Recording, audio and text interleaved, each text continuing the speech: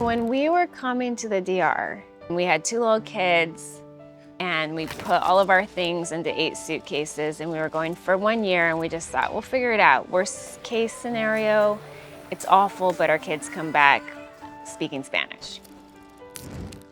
And they do speak Spanish, and it was much longer than 1 year. It was a crazy, wild ride in the beginning. No power, no running water, no garbage services, no beds, no refrigeration, no stove. So many things that I just believed I needed to raise little kids. It was hard. And that doesn't even take into account all the hard things about culture and the way they do school and the way they educate teachers and the way they educate kids. And it was a lot. It was a culture shock, for sure.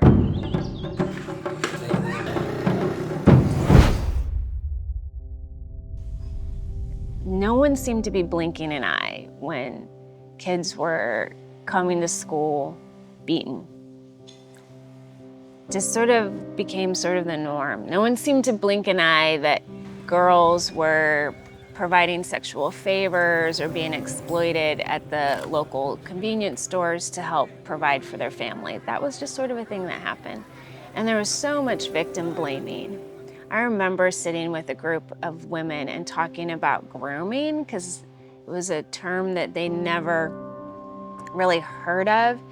And the idea that was happening right underneath their nose as I described it, I just saw all their eyes get huge, like, oh my God, if that's abuse, then it is everywhere. That was the thing we grabbed onto. God says he's faithful to place the lonely in families, and I am believing him that he's gonna make a way for that. The DR is one of the highest ranked sex trafficking and human trafficking countries in the world. And when we look at that, that's not a single individual that can solve the problem. And Joy has just a collaborative heart and spirit. And I know that they're linking arms and they want to go after all girls and women that need rescued, redeemed, and restored on the island.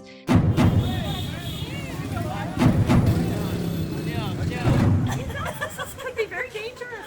Yeah, no, I know.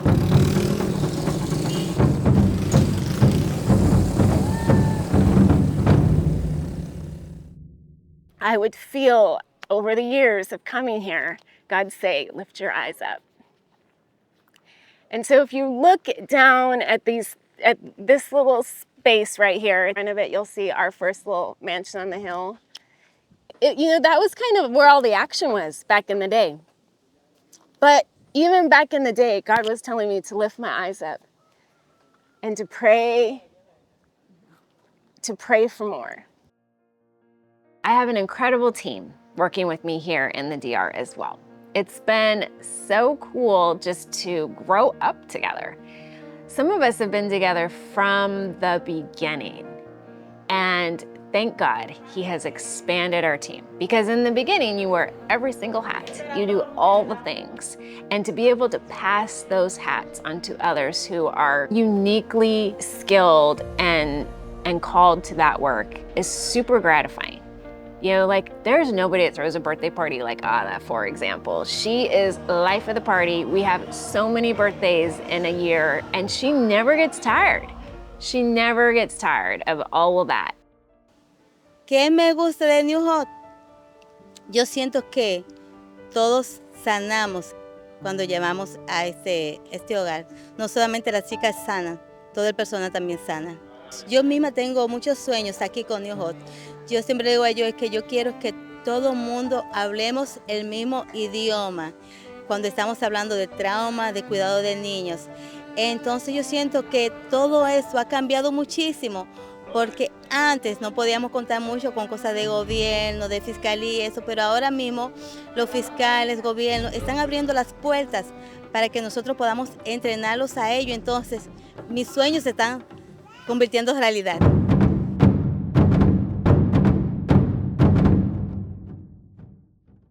So the workshop was inspired by this mom who was desperate to provide for her family. She didn't have paperwork to be able to legally work. She didn't have a circle of support in any way, no neighbors, no family, nothing that would allow her to provide for her family, which made her so vulnerable.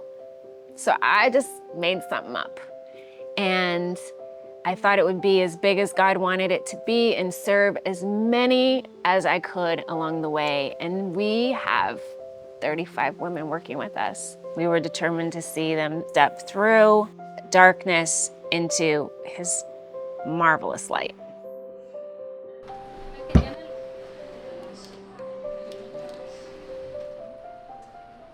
Televisa presenta.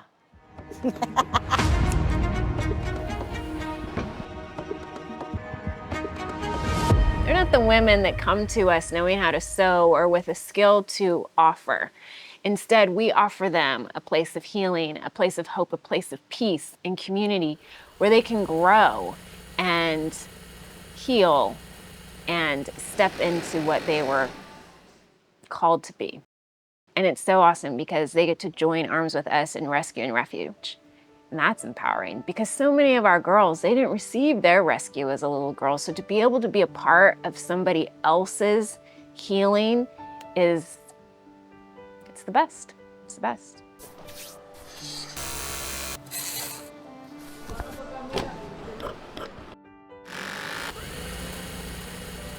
Soy ahora la encargada del taller, soy la manager.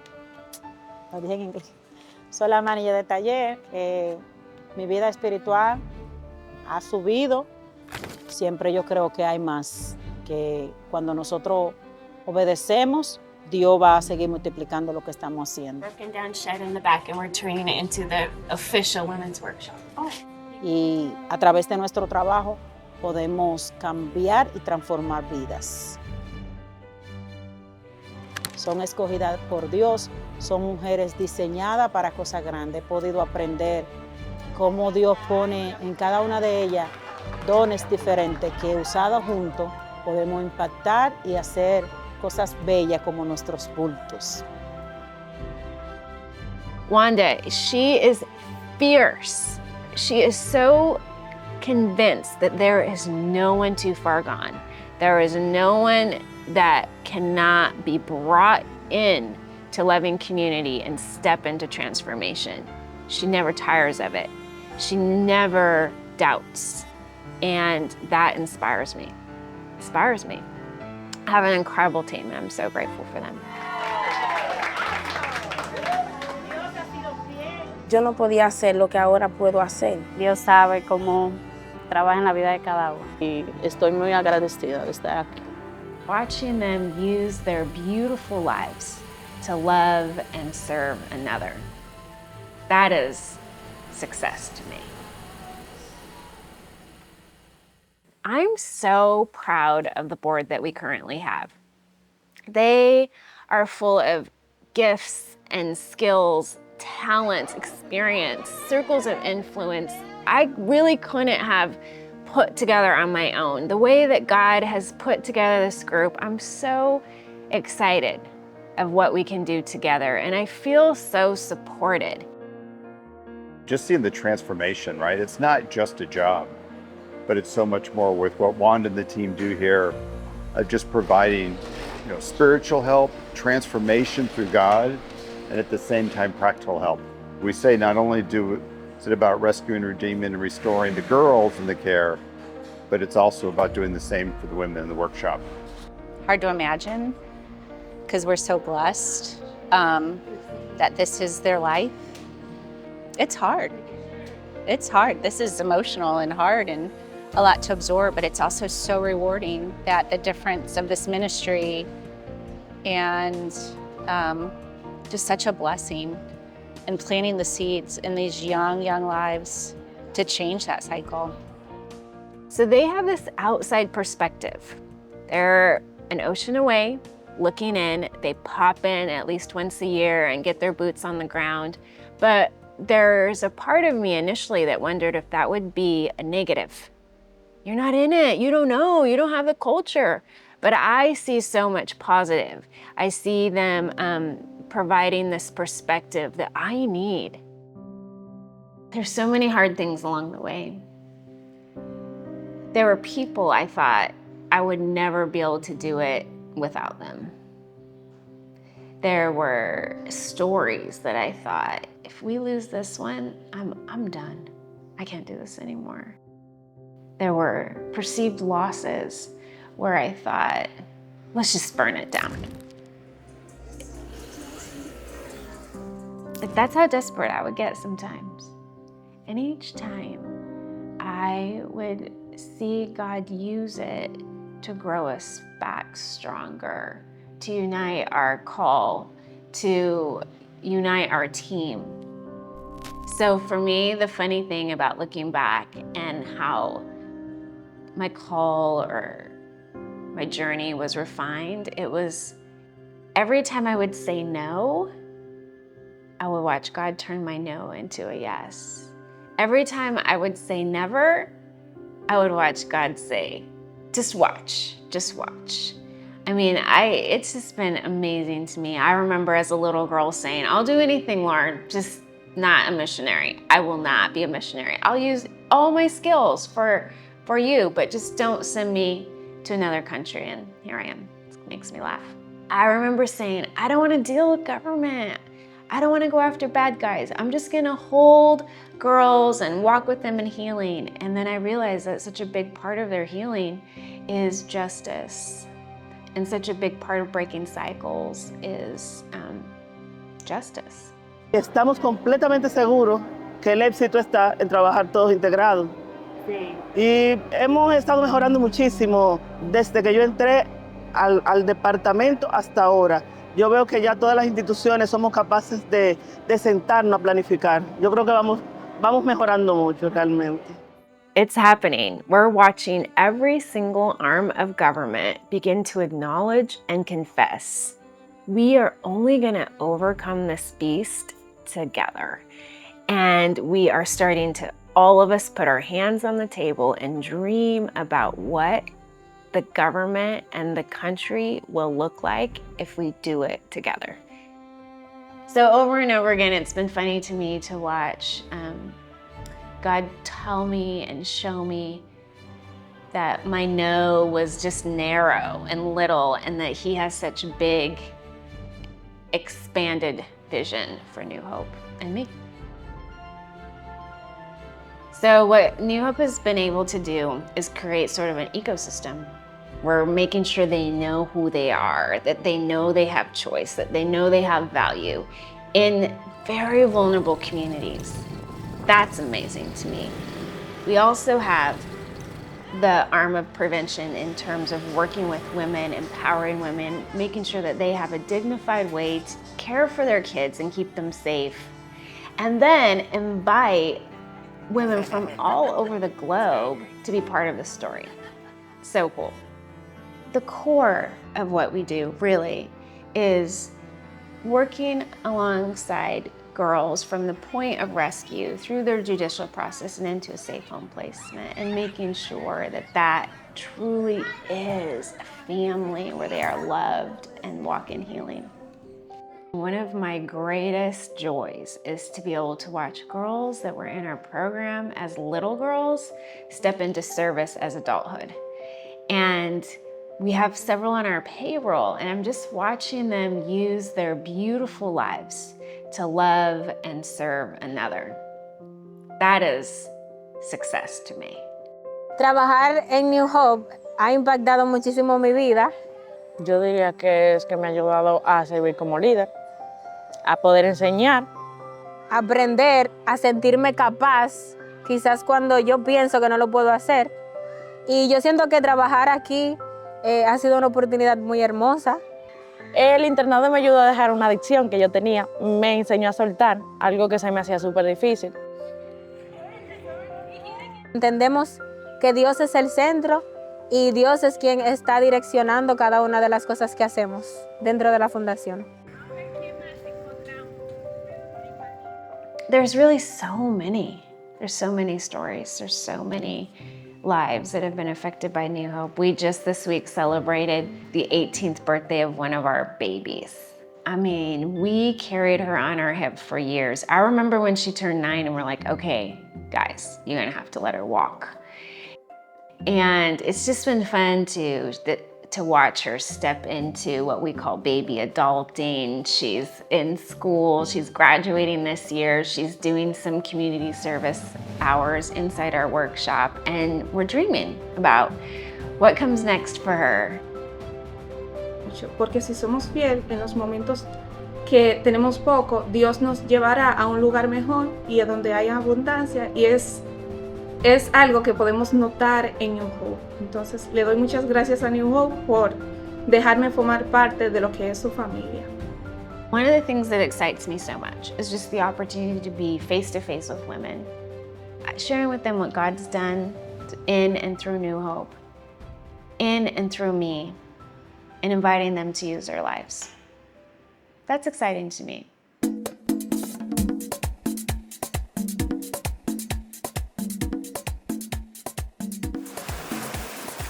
When we came to the DR in 2004, I knew that the model of success in the US was off. I knew I wanted more, but I didn't know exactly what that meant. So I thought, let's just take a year and figure it out. But I had no idea how changed my view of success, my view of life, my view of more would evolve. It's not about the next job, the next thing, the next house, but instead it's about being so closely connected to God's presence that I don't take a step without Him guiding me or calling me to it. Probably drives people around me crazy because I'm so contemplative and slow sometimes. But I've noticed that that's the way God works, at least in my life. It's kind of this slow, fast. So it seems like nothing is happening, and then all of a sudden it goes. And there's just no greater way to live. Being so certain that you are doing exactly what you were called to do. You're stepping into exactly what you were supposed to do in the perfect time and place. There's nothing more rewarding than that. It's nothing more satisfying than that. It is the greatest way to live, and I'm so happy to have found it. And I wish that for everybody.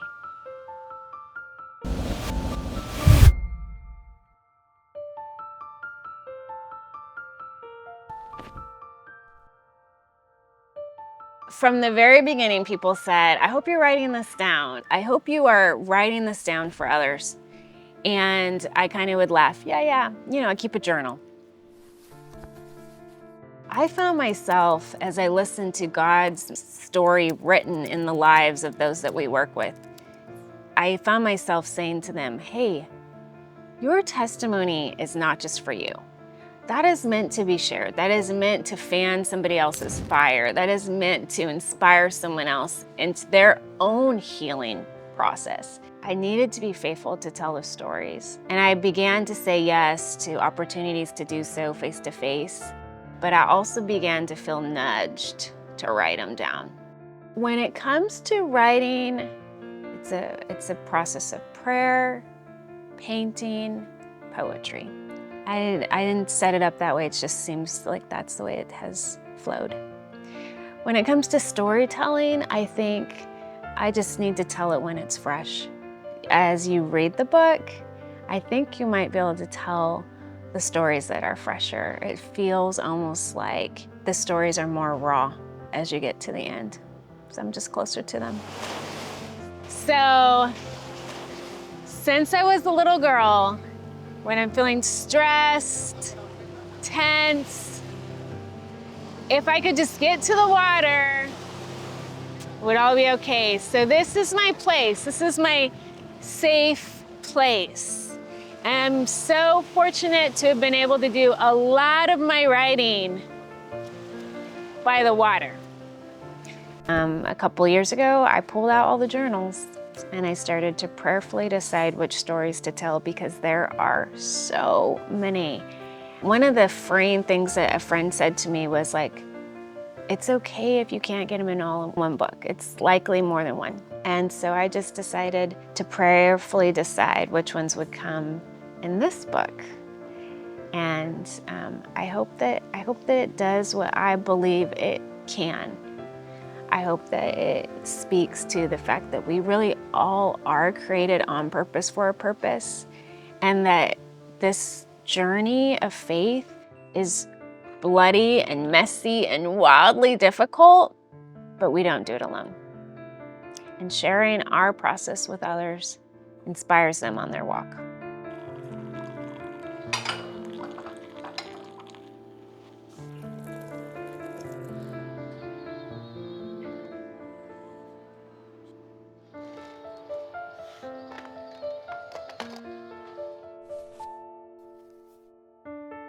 Painting is part of my prayer process. It's not so much about the outcome of what the painting looks like. It's just a way for me to like listen and focus, and even an extension of what I feel God's telling me in the moment. I see sometimes there's just no words for pain. So you can sing or dance or paint. You can always pray. But sometimes even prayer is hard. And it's kind of amazing the freedom that you can see on the other side of a paintbrush. I remember when I taught little kids, I would be like, just slop it on, just get it on there. Yeah, can't really mess it up. I used to tell them that too. An artist can't really mess up. Sometimes God reveals to me the colors I choose, brings people to mind, helps me step into deeper intercession. It's been powerful for me. It's so funny when people talk to me about balance, because I don't know if like you can really do it all at the same time.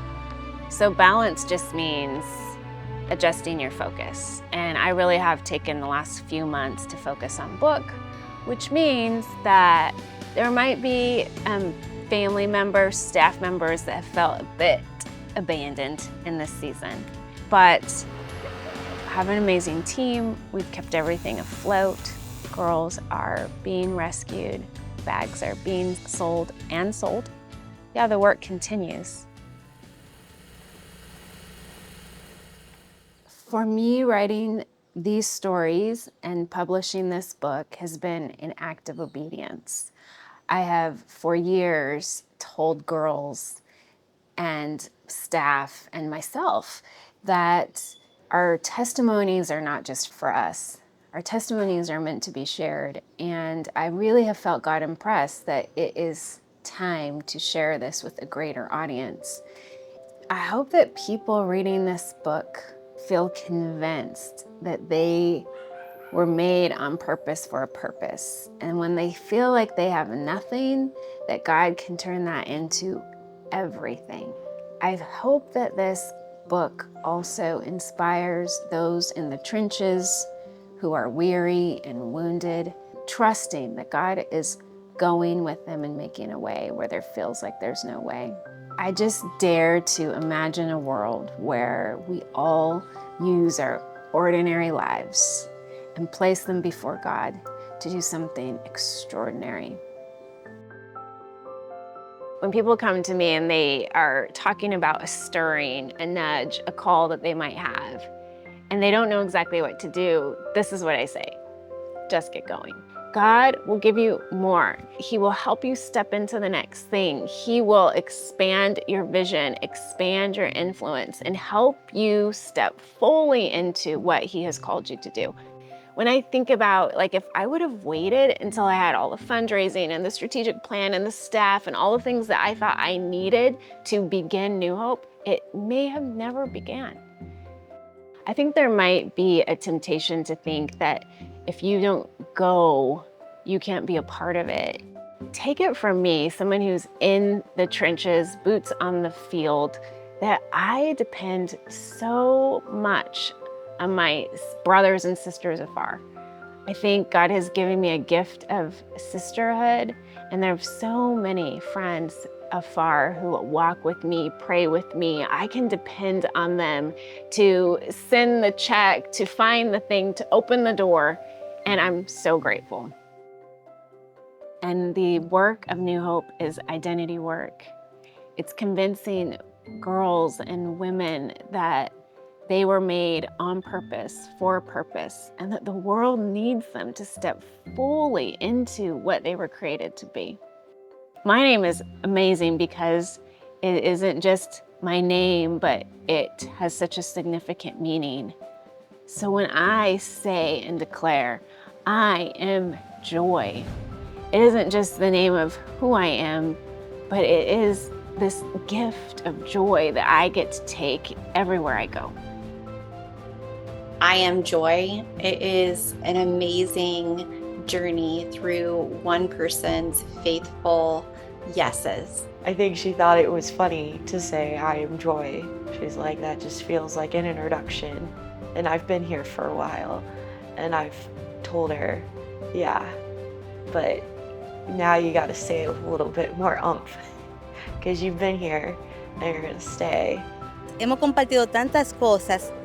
Joy conmigo, tú sabes que es más que una hermana, es compañera, es amiga, es maestra, he aprendido muchísimo con ella. Entonces, Joy is the embodiment of just faithfully saying yes and showing up and taking the right next step. Encontré mi amiga, mi hermana, mi consejera, mi paño de lágrimas, mi jefa, que quisiera que se multipliquen las Joy, porque ha sido de bendición en mi vida. yo misma, yo me considero una Reyes. Yo soy familia de Joy Reyes. There's so many of us doing the good work and feeling like we're doing it alone. And I hope that these stories inspire them on their journey. I hope that might spark something in somebody that says, you know what? God might be able to use my nothing. In fact, maybe it's my nothing that God is asking me to offer. So I think God is calling us to the nations. I don't think this is meant to stay in the Dominican Republic. I think this is just the beginning. I'm excited about that. I'm excited about the idea of expanding our footprint to serve more girls and to employ more women. And I just think about this brand as being part of taking this story to the nations. When you carry a bag, it's going wherever you go, and it's opportunity to share this story wherever you go. I think the sky's the limit. I have no idea. It's really never been about bags, but somehow God is using a bag to tell a beautiful story and invite women to step into like all that they were created to be. Hola, soy Lucy y mi identidad es llena de luz. Soy Luz Berenice y soy la que lleva la victoria. Mi nombre es Wilvan y yo soy Campo Florido. Hola, mi nombre es Ana Argeli y yo soy llena de gracia.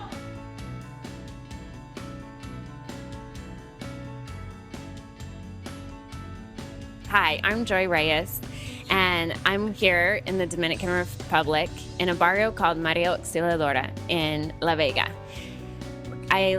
We've been here since 2003. We are here with our 4 children, and we are the directors of Nueva Esperanza, New Hope Girls. We are working here to serve what we feel are the most vulnerable living in poverty, girls. We're serving girls ages 5 to 12, and what started as a 1-year mission trip for our family has grown into what we think might last for a lifetime. We just really have a heart to see God move on behalf of the least and the left behind. And it is a thrill to be involved in this incredible work.